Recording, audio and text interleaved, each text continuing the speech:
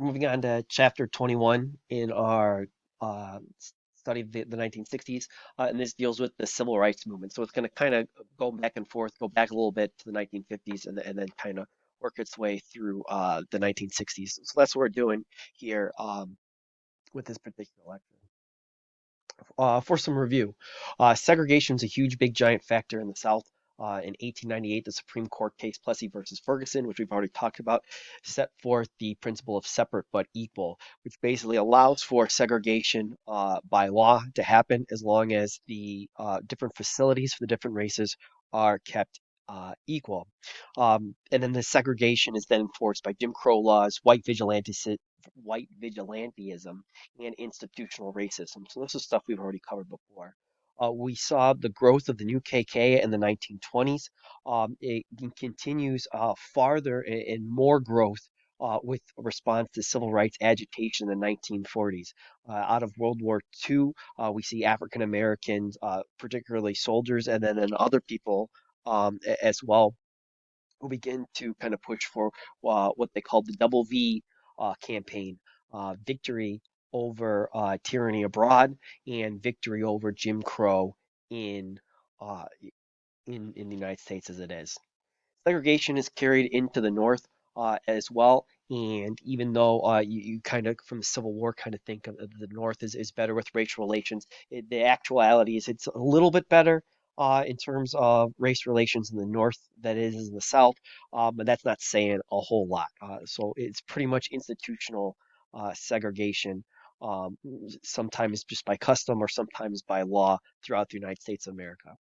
Policies, however, in World War II start to open doors for gains to be made against segregationist forces. We saw a march on Washington that Roosevelt did not want to have happen, and so he went and desegregated all of the armed forces productions from there, and begin to see other steps taken towards the late 1940s with Harry Truman desegregating the armed forces. So incrementally, slowly working against the segregationists from there. And so we've talked about this and we've seen things already before of the kind of the institutional segregation racism is throughout the South. Here you have children putting on um, blackface outfits to go portray African Americans on stage for white audiences.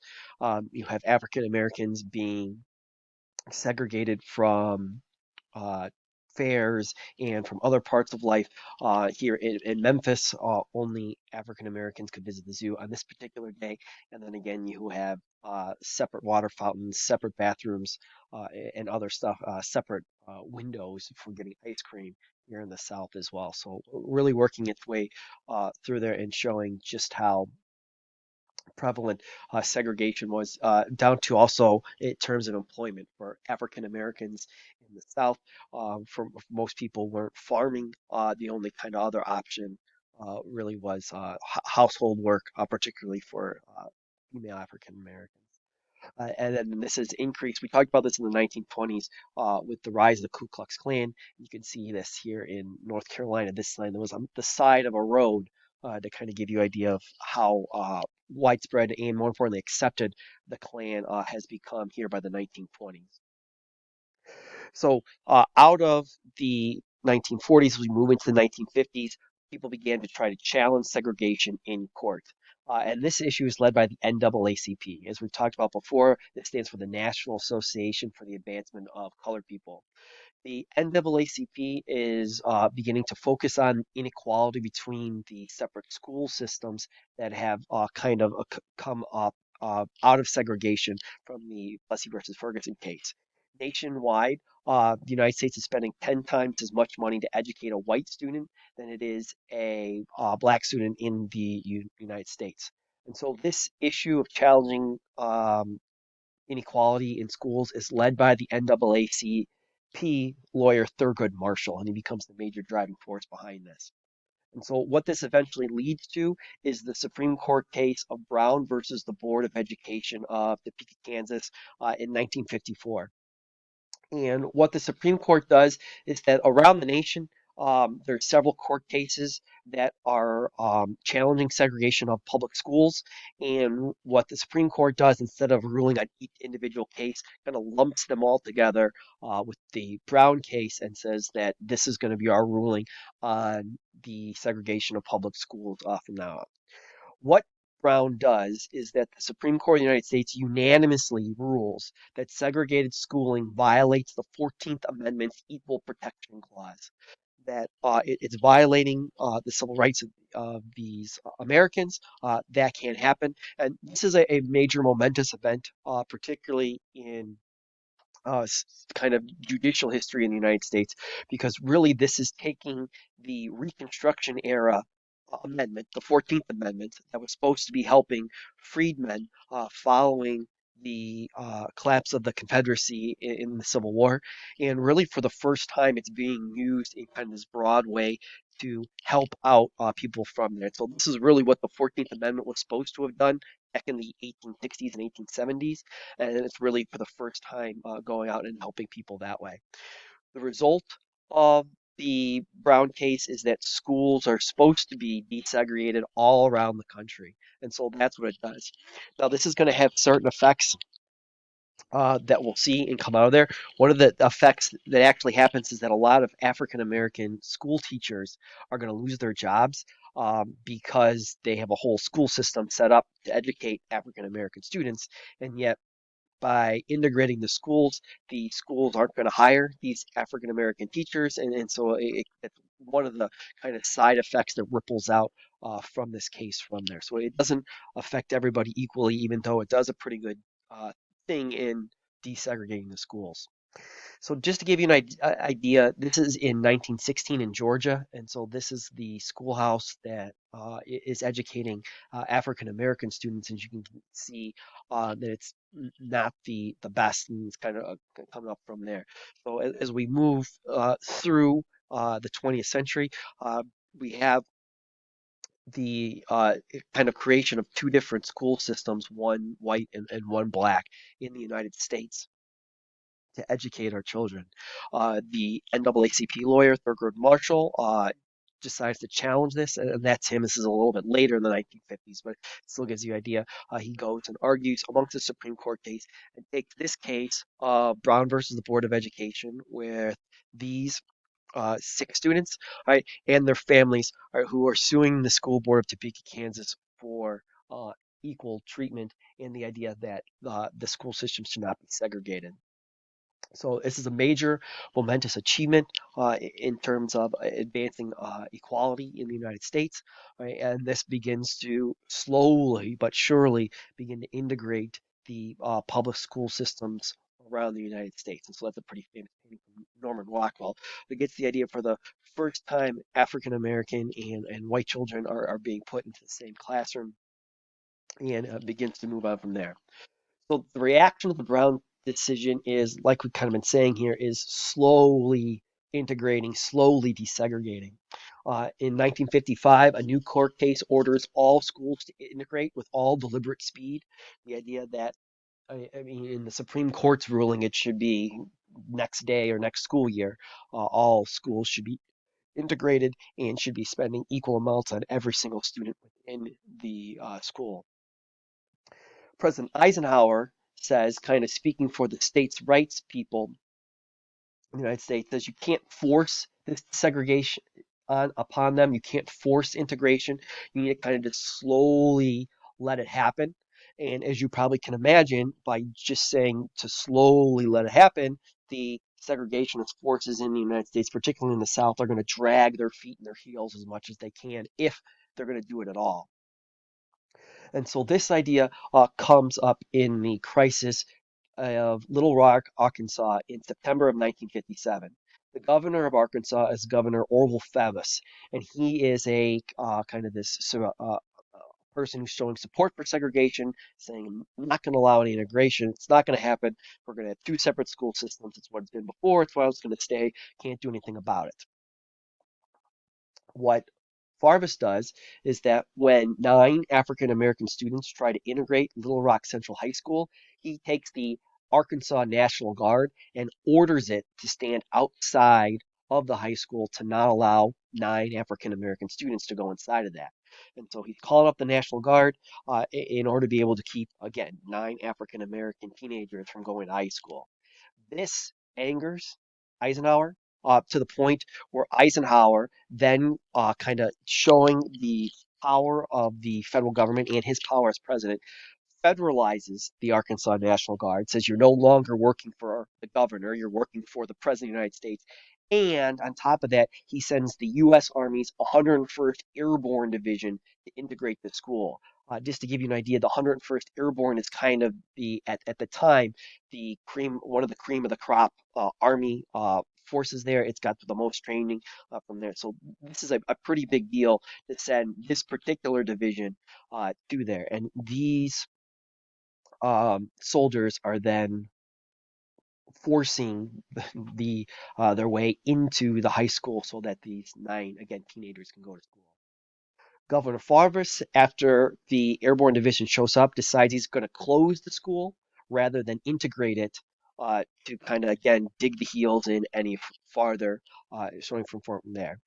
So the federal government then responds with the Civil Rights Act of 1957, and it says the federal government, the feds, are now in charge of school integration and have authority over any voting rights violations as well. And so this is really being pushed away from what we saw following the Civil War and through Reconstruction, where the kind of Southern response was the idea in states' rights and local authority, to where the federal government, and we've seen this slowly creep out through the 20th century, is now stepping in and putting its supreme authority on the states in certain situations here, such as integration and voting rights violations. So in 1957, these African American students are just trying to go to high school, and this requires the use of the U.S. airborne forces in order to be able to do that. And they see these are some pretty iconic photographs of the U.S. 101st Airborne Division, the same airborne division that parachuted into Normandy on June 6, 1944, is then required to be able to have escort these students into the high school again with bayonets and with the guns extended.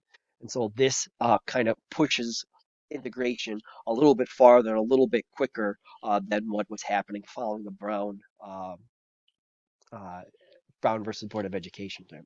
So to kind of circle back a little bit here, we're going to go and talk about the event of the Montgomery bus boycotts. In the 1950s, buses on Montgomery, Alabama buses have a whites only section at the front of the bus, a colored only section at the back of the bus, and a no man's land area in between to accommodate overflow from either side. And so this again to help segregate the races and to be able to allow from there.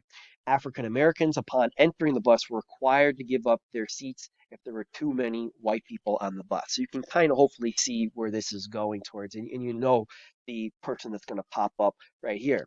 On March 2nd, 1955, a high school student named Claudette Colvin was arrested for not giving up her seat in the no man's land section.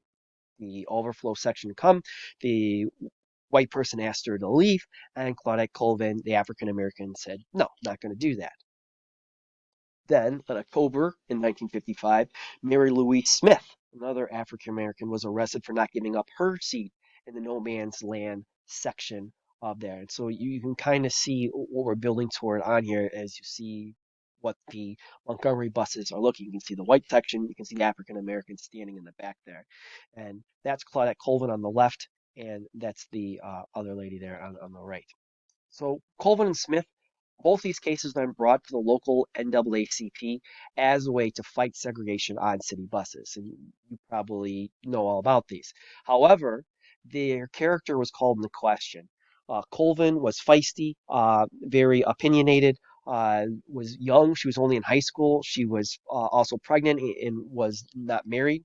While Smith was poor, and her alcoholic father could be used against her, kind of on the witness stand. So the NAACP was wary of calling either of them to be kind of the person or the court case to be able to push the idea of desegregating these buses.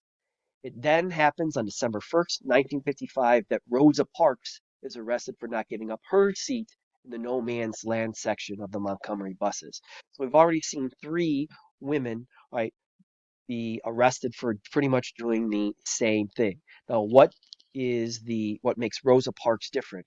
Well, Rosa Parks as is employed as a seamstress in the department store, but she also is a secretary of the local NAACP chapter. So the NAACP knows all about her. She's an avid churchgoer. She's an all-around nice lady. And so the NAACP sees Rosa Parks as the kind of person to put this case upon her shoulders, be able to do that. And so the NAACP agrees to take her case to challenge segregation on the bus of Montgomery and put those forward. As this court case is working through the courts, local African American women in support of Rosa Parks organize a bus boycott to protest Parks's arrest. And so they're upset that she was arrested. And so the local African, and this is a key, women then begin to organize this bus boycott. They're the ones who are mostly using the bus system in Montgomery to be able to go from their homes to their places of work. And so this is kind of seen as a way to really take a chunk out of this. The boycott expands farther to the rest of the African American community, and the Montgomery Improvement Association, the organization to lead the bus boycott, right, elects a young minister of Montgomery, Alabama, Martin Luther King Jr., to not only lead the Montgomery Improvement Association, but also to lead the boycott itself. And after 381 days of walking, ride organizing, and kind of showing the will and resolve of the African American community, they're able to bring this court case through the judicial system and also be able to kind of from there. And in 1956, the Supreme Court outlaws bus segregation in the United States. And so it's people like Colvin, Smith, and Parks that help bring this to a case. And again, without the African American women of Montgomery, Alabama, there would be no way of kind of keeping this, particularly in the forefront of the public eye. So this is a picture of Rosa Parks upon her arrest. Um, and that's her going into the court case. You can kind of see we have the police document upon there. So this is the police report. We received a call upon the arrival of bus driver city and a colored female. That's Rosa Parks sitting in the white section bus, would not move back. The two officers also saw her. The bus operated and signed a warrant for her, and then she was charged with Chapter 6, Section 11 of the Montgomery City Code. So there it was. You can kind of see there's the driver. There's where Rosa Parks was sitting and where she refused to give up her seat that day. So he's booked into the system and arrested. And this then spurs the African American community who's using the buses to be able to get to work to again do a system of ride sharing, of walking, and of boycotting the bus system of Montgomery, Alabama, in order to be able to kind of put their support behind Parks and to be able to kind of show that they're not going to be bossed around anymore from there. And so this becomes a major thing that everybody kind of gets behind and moves from there. And to help lead and organize this bus boycott and the kind of civil rights implications that come out of it, they elect Martin Luther King Jr. Right? And so eventually they are able to win. The buses are desegregated, and that's Martin Luther King Jr. Right there, riding kind of pretty much in the same seat that Rosa Parks was in the front of the bus to kind of signify victory there in Alabama. Martin Luther King Jr. Is an interesting figure. He holds a doctoral degree in theology. He goes up. He not only graduates from a Morehouse College, but he also spends a lot of time in Boston as well, getting his advanced degrees. So he really is able to kind of be able to work with not only the higher kind of educated liberal philosophies that are kind of going out with liberalism in the 1940s and early 1950s. It also kind of gets a glimmering of Gandhian nonviolence coming on there, but it really takes the ideas of Reinhold Niebuhr as well to be able to kind of draw that idea from there to be able to go and speak out and have fun as he's going and becomes eventually the face of the civil rights movement for everybody. Out of the victory of the bus boycotts, Martin Luther King Jr., along with ministers and other civil rights leaders, founds in 1957 the Southern Christian Leadership Conference, the SCLC. And what this does is to be able to take the ministers of African American communities, use their position within the community to act as leaders for their congregations, and to be able to kind of push for further civil rights reform and movements as well. And so that's going to be one group that begins after the victory over the Montgomery bus system. It's going to take a couple of years for them to kind of figure out their organization, kind of what they stand for, and other things of that nature. So after the Montgomery movement, Martin Luther King Jr. becomes kind of a national name, but for the next 2 or 3 years, he's kind of be raising funds and kind of moving up from there. Um, the SCLC is going to use African American churches as a base, and they're going to use these churches to help stage protests and demonstrations in the South.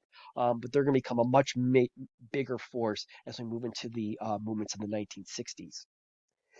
The other group that's going to kind of be, and again, it depends on the situation, depending on working with and then sometimes working against the SCLC, is the Student Nonviolent Coordinating Committee, or SNCC, the SNCC. And this is founded in 1960.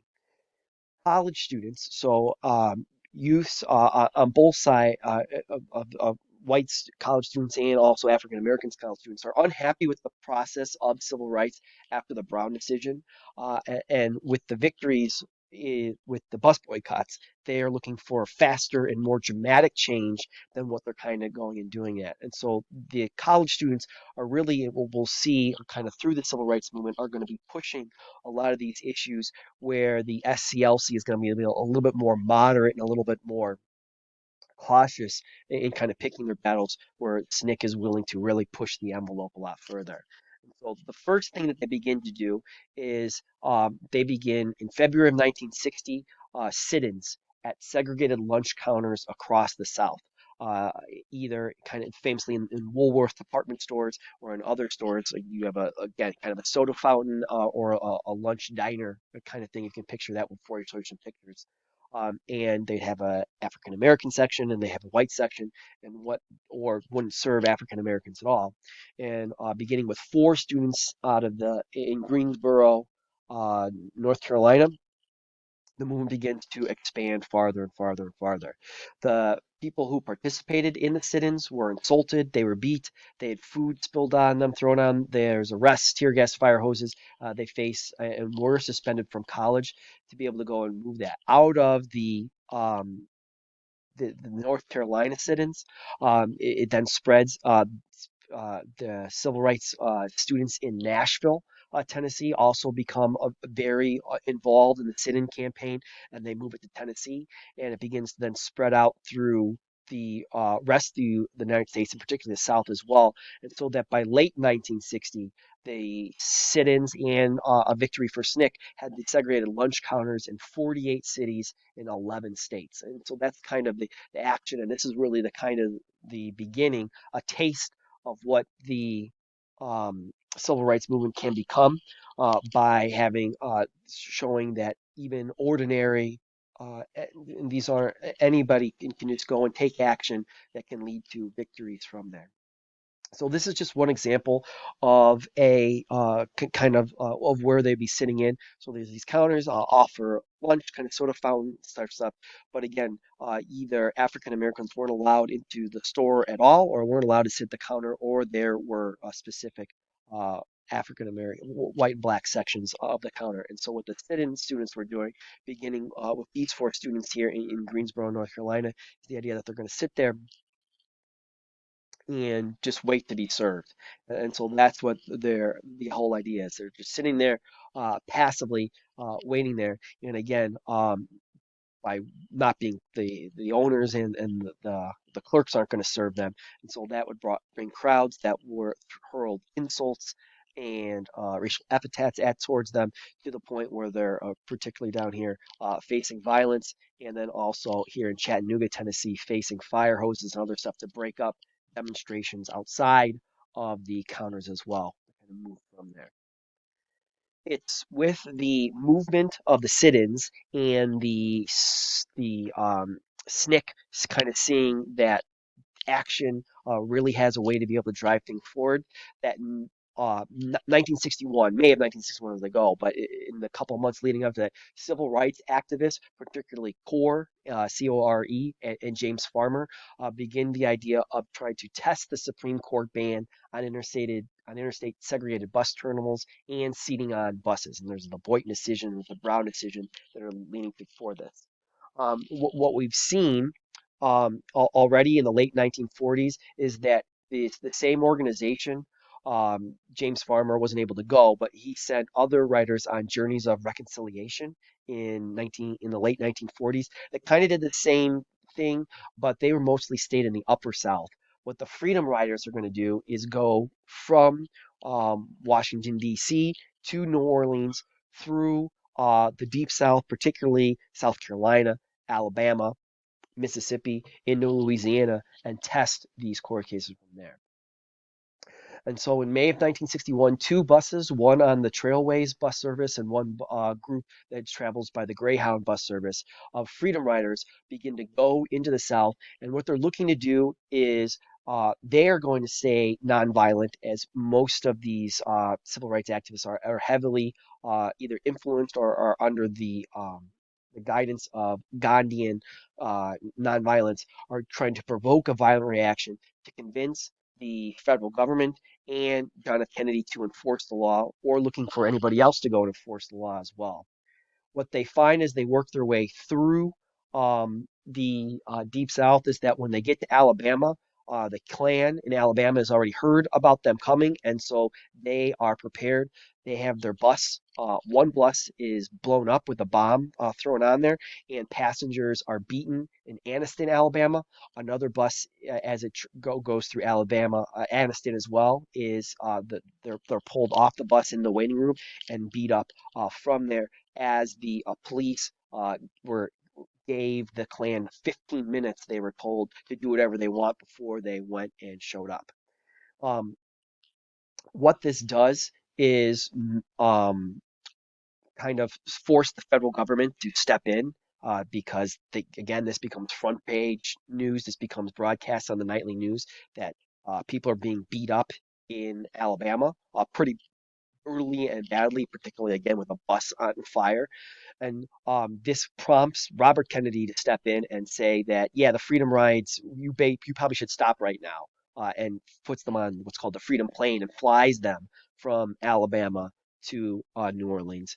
But as that's happening, more of the students in Nashville, Tennessee, kind of hear about what's going on, and they say, well, we're going to make our own Freedom Ride. And so then they're sent from Nashville to New Orleans. When they get to Montgomery, they're pulled from the bus and they're beaten by the Klan and Montgomery police as well. And this, as you probably can imagine, is becoming national news. You have to remember that this is all about the idea of the Kennedys, particularly having to save face in the Cold War. 1960. This is just after Yuri Gagarin has gone up into space. Alan Shepard is in space as the Freedom Rides are driving off of the terminal in Washington, D.C. And so this is distracting from what the United States, or particularly the federal government, sees as kind of the strength that they should be showing in the rest of the world. So what happens with the Freedom Riders is that the President, John F. Kennedy, and the Attorney General Robert F. Kennedy are forced to intervene, and 400 U.S. Marshals are sent to protect riders as they go through Mississippi, and other Freedom Rides are going to be sent through there to kind of test and force the federal government to acknowledge that they're going to have to be able to protect these riders. We're going to pause for a second, and we're going to show you, this is a clip, this is a trailer for a show on the Freedom Riders that's going to kind of sum things up, and then we'll show you some more pictures from there. Boarding that Greyhound bus to travel through the heart of the Deep South, I felt good. I felt happy. I felt liberated. I was like a soldier in a nonviolent army. I was ready. I'm on my way. I'm sorry, our management does not allow us to serve niggers in here. The Freedom Rides of 1961 were a simple but daring plan to put blacks and whites on commercial buses. They would deliberately violate the segregation laws. These people are going from town to town and getting off the bus, Negro men and white women, to provoke acts of violence. The idea of going into Mississippi and going into Alabama and challenging segregation so frontally is something that alarmed not only those who oppose civil rights, but those within the civil rights community. I don't question their legal right to travel, but I question their wisdom. Some people can get hurt. There was that feeling. I'd just like to punch some of them damn agitators right in the face. There was a mob, looked like 1,000 people. They had these iron pipes. They were screaming, kill them niggas, and they had babies in their arms. I asked God to be with me, to give me the strength I would need to remain nonviolent and to forgive them. We'll take hitting, we'll take beating. We're willing to accept death. But we're going to keep coming until we can ride from anywhere in the South, any place else in the South.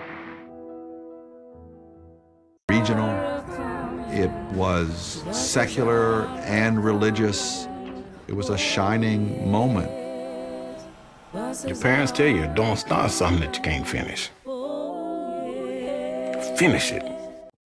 So this is the a map of the Freedom Rides, and again, it's going to grow to be a much bigger movement than what it starts as. But again, the original one is in May. That kind of works its way towards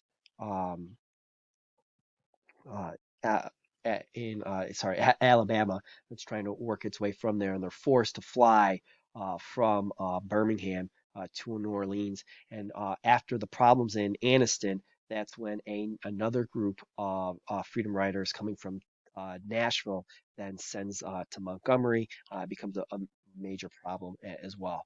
And the Freedom Riders, there's over 300 of them altogether, and they come from all walks of life, but again, kind of all motivated by the idea that segregation is wrong and that they should be able to honor these Supreme Court cases. And so they're met obviously by people who oppose this idea, and the bus in Anniston, Alabama is set on fire. And so it's kind of these images of the burning on fire buses, and particularly the kind of these pictures of this violence of lead of pipes and other stuff as people are being beaten in there. Now, how does the Ku Klux Klan able to prepare for that? Well, we know from FBI informers like this guy right here, who's holding him on from this way. He was an FBI informant for the FBI, infiltrated in the Klan. So the Klan kind of knows all about this, and therefore the FBI knows all about this. And again, for a variety of different reasons that everybody kind of points and blames at each other, no one warned or bothered to tell the Freedom Riders of, as they moved into Alabama, the kind of prejudice and problems that they were going to go and face from there as they're kind of beaten, in some cases, to a pretty bloody pulp. It's pictures like that that force the Kennedys to federalize U.S. Marshals, and they're then sent in there to be able to protect the Freedom Riders, to help them finish and get their way through there. The next major event that happens is in September of 1962. An Air Force veteran named James Meredith is allowed to enroll in the University of Mississippi, and he's going to become the first African American to do that. However, the governor of Mississippi, Ross Barnett, refuses to allow him to register because, again, he wants to keep segregation and says that this is going to cause all sorts of problems, and you probably know the deal. So again, John F. Kennedy orders the U.S. Marshals to go into Mississippi and register Meredith, and what ends up happening is riots then erupt on the campus of Ole Miss on September 30th of 1962. It can take 15 hours for them to be stopped and quelled, all so that one person cannot register for classes. And so that's the stuff from there. As we move further, the next major watershed moment for the civil rights movement is the voting rights campaign in Birmingham, Alabama in 1963. Now, as we've already saw in the freedom rides, Birmingham itself is noted for its strict segregationist policies, and the SCLC and King arrive in April of 1963 to be able to protest and to demonstrate in support of uh, registering African Americans to vote, and then more importantly, have them be able to exercise their 15th Amendment rights to vote from there. Through these demonstrations, Martin Luther King finds himself arrested and refuses bail, to be bailed out, and so he famously spends a night in Birmingham, and he then composes his famous letter from a Birmingham jail, kind of his response to what kind of some moderates or people are saying is, why are you agitating and why are you doing this? And he kind of puts forth why the civil rights movement, why the SCLC is in Birmingham and what they're trying to accomplish from there. As the Birmingham demonstrations kind of move further into May of 1963 and throughout April, children then are enlisted into the demonstrations. They are then arrested in kind of mass incarceration from there. And this only further angers the chief of police and chief of public safety in Birmingham, Alabama, Bull Connor. And after all these children begin to fill up the jails and they release them and they fill them back up again, he gets fed up. And so he finally tells the fire department and the police to put these demonstrations to an end. And so they turn fire hoses, they have police dogs, they're turned loose on the demonstrators, all in front of live television and newspaper cameras that then is transmitted all around the world.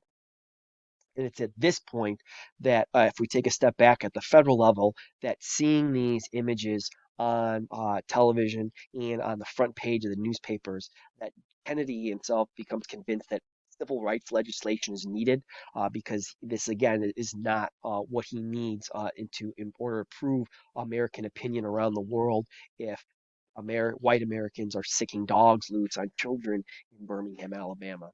So this is James Meredith being escorted by U.S. Marshals in to be able to register at Ole Miss, and then they are met by not only refusals to register, but also riots for 15 hours, and that causes the National Guard to be sent in to put the riots down and allow for Meredith to then register for classes in order to be able to, again, just become a university student like some of you are trying to become in the next year.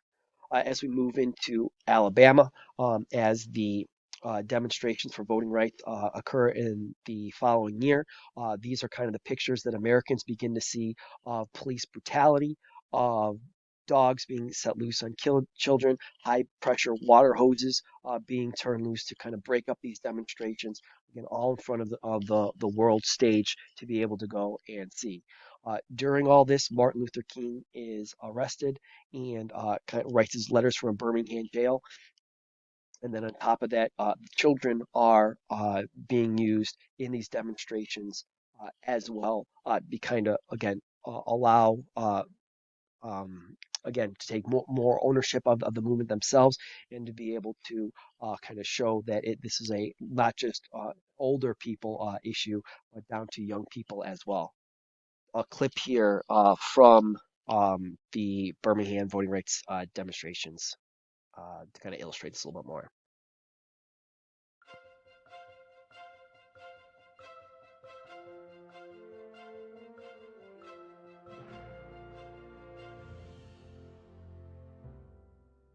The Birmingham, Alabama Children's Crusade, launched by Dr. Martin Luther King and the Southern Christian Leadership Conference, also known as SCLC, brought national and global attention to the civil rights struggle in the United States. On May 2nd, 1963, black children who were trained in nonviolent tactics walked out of their classes and assembled at the 16th Street Baptist Church to march to downtown Birmingham. More than 700 children protesting racial segregation were arrested, blasted with fire hoses, clubbed by police, and attacked by police dogs. On May 3rd, 1963, hundreds more children began to march. Commissioner of Public Safety Eugene Bull Connor ordered police and firemen to attack the children with high-pressure hoses, batons, and police dogs. Images of the children being brutally assaulted by the police appeared on television and in newspapers across the country and world, provoking global outrage. Dr. King was also jailed during those protests, and in response to criticism, wrote his famous letter from a Birmingham jail. The United States Department of Justice soon intervened. The campaign to desegregate Birmingham ended on May 10, 1963, with an agreement that SCLC would halt demonstrations in exchange for city officials releasing the jailed protesters and desegregating downtown stores. A week and a half later, the Birmingham Board of Education announced that all children who participated in the march would be suspended or expelled from school. A federal district court upheld the ruling, but a U.S. Court of Appeals reversed that decision.